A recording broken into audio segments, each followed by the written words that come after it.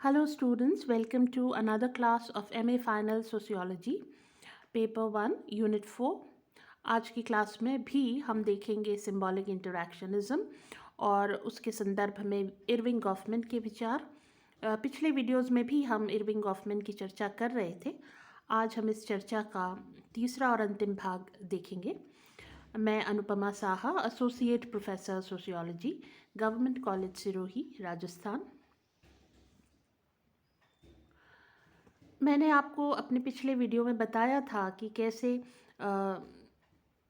Irving Goffman ने जो सामाजिक अंतरक्रिया की पूरी प्रक्रिया है उसको ड्रामेटर्जी से जोड़ा है और या ड्रामेटर्जी के माध्यम से एक्सप्लेन किया है।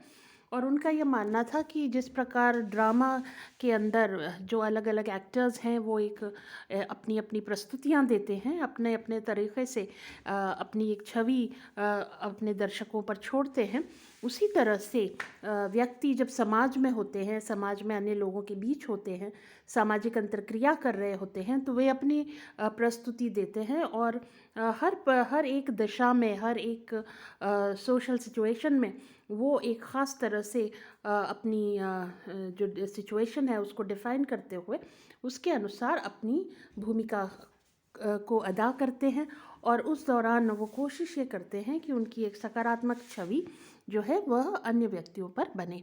तो उसी क्रम में हम आज ये बिंदु देखेंगे अगला, सेल्फ एनहांसमेंट, यानी व्यक्ति अपने आप को बढ़ावा देता है, व्यक्ति अपनी छवि को बेहतर करने की कोशिश करता है और वह कैसे करता है।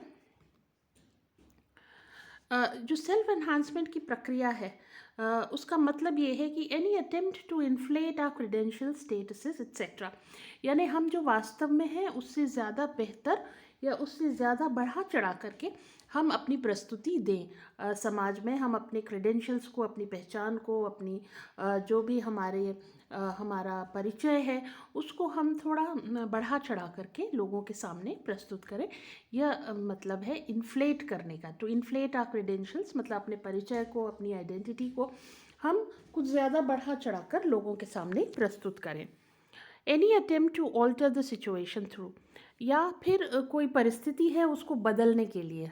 ऐसी परिस्थिति विशेष रूप से तब जब हमें लगता है कि कहीं ना कहीं हमें हमारा जो नुकसान हो रहा है या हमारी जो छवि बन रही है वो बहुत अनुरूप नहीं है, बहुत अनुकूल नहीं है, हमारी आकांक्षाओं के अनुकूल नहीं है, तो फिर हम उस स्थिति को बदलने के लिए क्या करते हैं, वे कहते हैं एक तरीका होता है फ्लैटरी। फ्लैटरी जो है वास्तव में वह है किसी को की तारीफ़ करके किसी को प्रसन्न करने की कोशिश। तो प्रायः झूठी तारीफ़ करके किसी को प्रसन्न करने की कोशिश, ताकि उससे हमारा उद्देश्य पूरा हो जाए।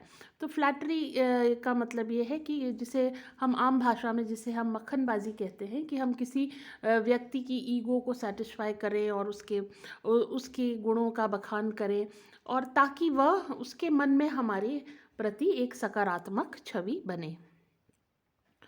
दूसरा, agreeing with others beyond our true beliefs, यानी किसी की हाँ में हाँ मिलाना, वो जो भी कह रहा है उस पर हम अपनी सहमति देते चले जाएं या उससे हम एग्री करते चले जाएं, भले ही वह हमारे वास्तविक जो हमारे विश्वास हैं उसके प्रतिकूल बात कह रहा हो।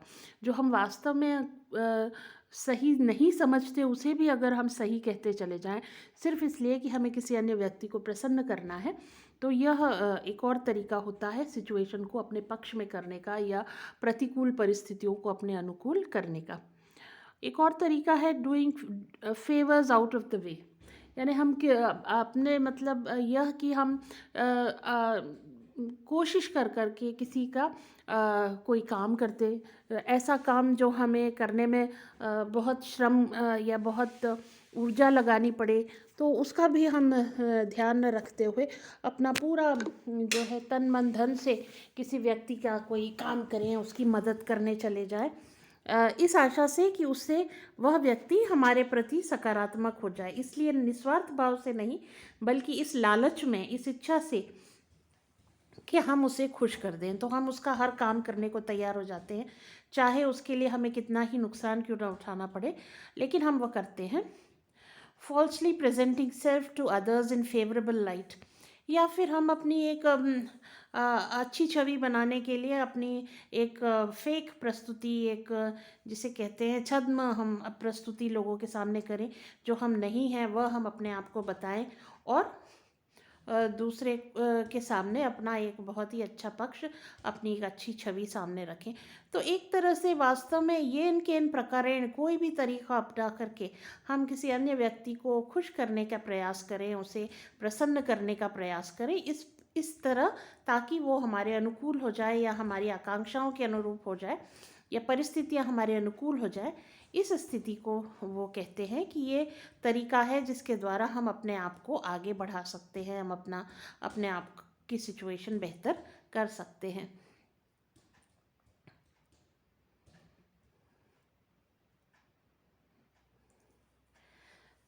फिर अगला बिंदु जो प्रदर्शन का हिस्सा है वह है self awareness, self monitoring and self disclosure. Self awareness का मतलब ये है कि अपने आप के बारे में एक जागरूकता, स्वयं के प्रति जागरूक होना। सेल्फ मॉनिटरिंग का मतलब ये है स्वयं के प्रति एक नियंत्रण रखना। और सेल्फ डिस्क्लोजर का मतलब है स्वयं का के बारे में प्रकटीकरण करना लोगों के सामने। So, when our attention is focused on the self, we talk in terms of self awareness. यानी जब हम अपने आप पर फोकस करते हैं, अपने आप पर, अपने स्व पर केंद्रित रहते हैं, तो वो कहलाता है स्वयं के प्रति जागरूकता। We do this within our private self, that part of the self in which attitudes cannot be perceived by others. तो ये जो सेल्फ अवेयरनेस है, ये अपने बारे में जो जागरूकता है, ये हम अपने आप के साथ करते हैं और लोगों के सामने उसे प्रकट नहीं करते हैं। The public self is that part which is given away by our mannerisms and behaviour. इसके विपरीत जो पब्लिक सेल्फ है, यानी जो हमारे स्व का सार्वजनिक रूप है, वह जो है वह अन्य लोगों को हम प्रकट करते हैं अपने व्यवहार से, अपने हाव भाव से, अपने जो बोलचाल का तरीका है, अपना पहनावा है, इस सब के ज़रिए से हम समाज में अपने लोगों को अपने बारे में कुछ बताने की कोशिश करते हैं। तो एक हमारा प्राइवेट सेल्फ होता है, एक हमारा पब्लिक सेल्फ होता है। प्राइवेट सेल्फ वो है जो हम अपने आप से के प्रति व्यवहार करते हैं, जो हम समाज के सामने प्रकट नहीं करते हैं। और दूसरा वो है जो व्यवहार हम समाज में करते हैं और जिस रूप में हम अपने आप को समाज के सामने प्रस्तुत करते हैं। People differ to the degree in which they are self-aware and the consequences that this entails. तो अब अपने आप के प्रति जो जागरूकता है हमारी, वह सबकी एक जैसी नहीं होती। हर व्यक्ति की जो स्वयं के प्रति जागरूकता है वो अलग अलग तरह की होती है, अलग अलग डिग्री, अलग अलग श्रेणी की होती है, और इसीलिए सब के लिए उसके परिणाम भी अलग अलग होते हैं।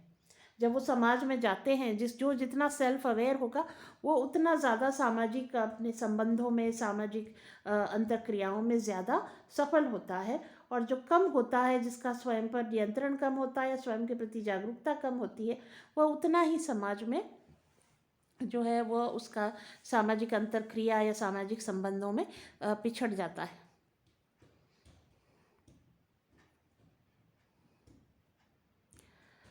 Once we become accomplished actors, we get better at self-monitoring so that we become attuned to the reaction of others and adjust our behavior accordingly.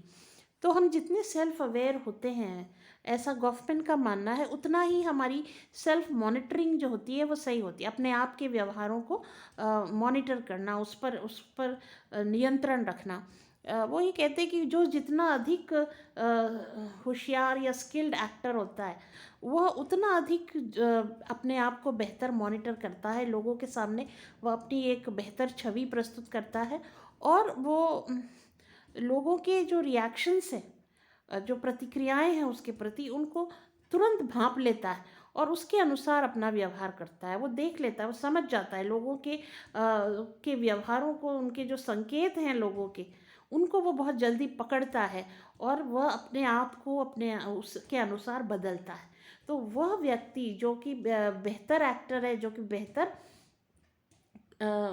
करता है, वो ये जानता है कि लोग उसके प्रति क्या सोच रहे हैं, उनके प्रति क्या प्रतिक्रिया है, और वो उस प्रतिक्रिया को भांपते हुए अपने व्यवहार को तदनुसार बदल सकता है। तो ये सेल्फ मॉनिटरिंग, अपने आप पर कंट्रोल, कुछ व्यक्ति होते हैं जो जिनका कोई कंट्रोल नहीं होता अपने आप पे, वो अपने हाव भाव से, अपनी बोलचाल से, अपनी भाषा से अन्य व्यक्तियों पर बहुत ही बुरा प्रभाव छोड़ते हैं। उन्हें पता ही नहीं चलता कि वो जो बोल रहे हैं उसका अन्य लोगों पर किस तरह का नकारात्मक प्रभाव पड़ रहा है, और वो जैसा है वैसे अपनी अपनी लय में बोले चले जाते।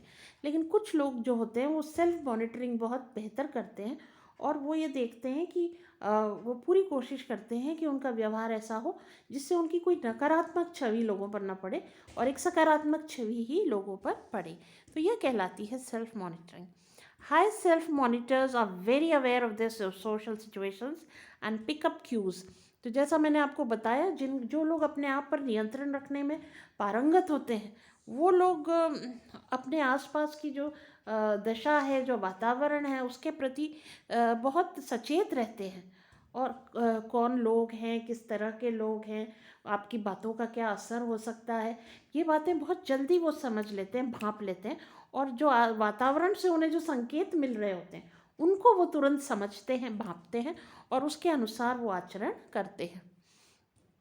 लो self monitors are the opposite. इसके विपरीत जो लोग स्वयं पर नियंत्रण नहीं रखते हैं, बस अपनी लय में बोले चले जाते हैं, ये ध्यान नहीं रखते कि उनके बोलने का, कि उनके वातावरण में, उनके आसपास कौन लोग हैं, कैसे लोग हैं, वो आपकी बात को किस तरह से ग्रहण कर रहे हैं, वो इस बात का ध्यान नहीं देते हुए बस अपनी लय में जो बोले चले जाते हैं, व्यवहार किए चले जाते हैं, वो लोग जो हैं वो फिर अब उनका अपने पर कोई नियंत्रण नहीं होता, और इसलिए उनकी जो छवि है वह भी तदनुसार बनती है।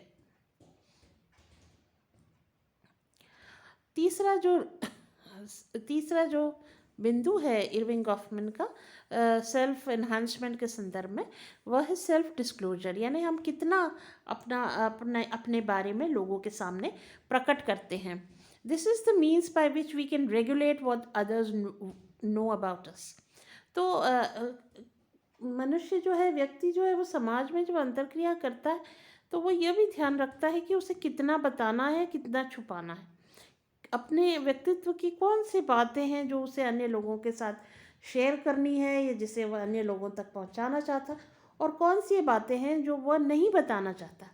तो अपने अपने जीवन के कौन से पक्षों का प्रकटीकरण करना है, अपने व्यक्तित्व के कौन से पक्षों का प्रकटीकरण करना है लोगों के सामने, ये जो जानकारी है, ये जो विजडम है, वह कम लोगों में होता है कि वो अपने बारे में सब कुछ सबको ना बता दें। जहाँ भी रहें बस उतना ही वो बताएं जितना ज़रूरी हो। तो यह कहलाता है self disclosure. We decide the depth of our relationship, the area it covers and the closeness it entails.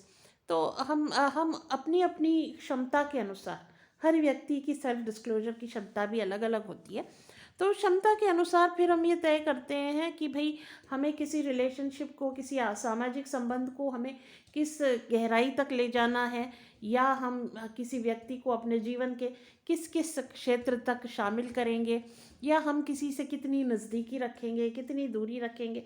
तो ये सारी बातें जो हैं वह सेल्फ डिस्क्लोजर के अंतर्गत तय होती हैं। और प्रायः जो जो अच्छे एक्टर्स होते हैं, जो समाज में बात व्यवहार करना जानते हैं, जिनके पास ये स्किल होती है, इरविंग गॉफमैन ये मानते हैं कि वो लोग इस बात को जानते हैं कि उनको अपना सेल्फ डिस्क्लोजर, अपने आप का कितना और कहाँ कैसे प्रकटीकरण करना है।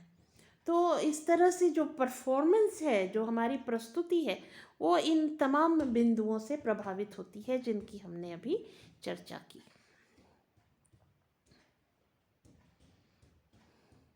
तो इस प्रकार हमने देखा कि जो इरविंग गॉफमैन का जो पूरा परिप्रेक्ष्य है सिंबॉलिक इंटरैक्शनिज्म में, यद्यपि हम इस बात को, इस उनका जो परिप्रेक्ष्य है उसको रखते हैं, लेकिन वास्तव में इरविंग गॉफमैन अपने आप को एक अलग थियोरिस्ट मानते हैं, और वो ये कहते हैं कि वो कोई सिंबॉलिक इंटरैक्शनिस्ट नहीं है, बल्कि उनकी अपनी एक दृष्टि है समाज और सामाजिक संबंधों और सामाजिक वास्तविकताओं को देखने की।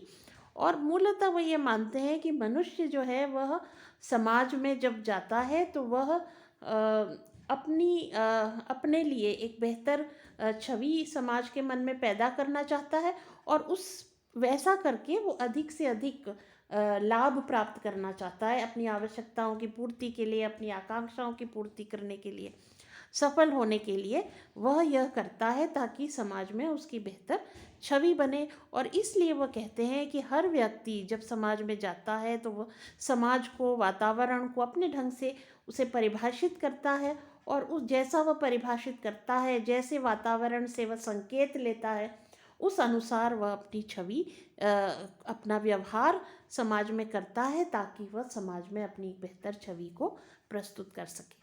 तो यह मूलतः ड्रामेटर्जी का जो सिद्धांत है इरविंग गॉफमैन का, उसके बारे में हमने बातचीत की। मुझे उम्मीद है कि यह आपको पसंद आया होगा, आपके लिए उपयोगी रहा होगा।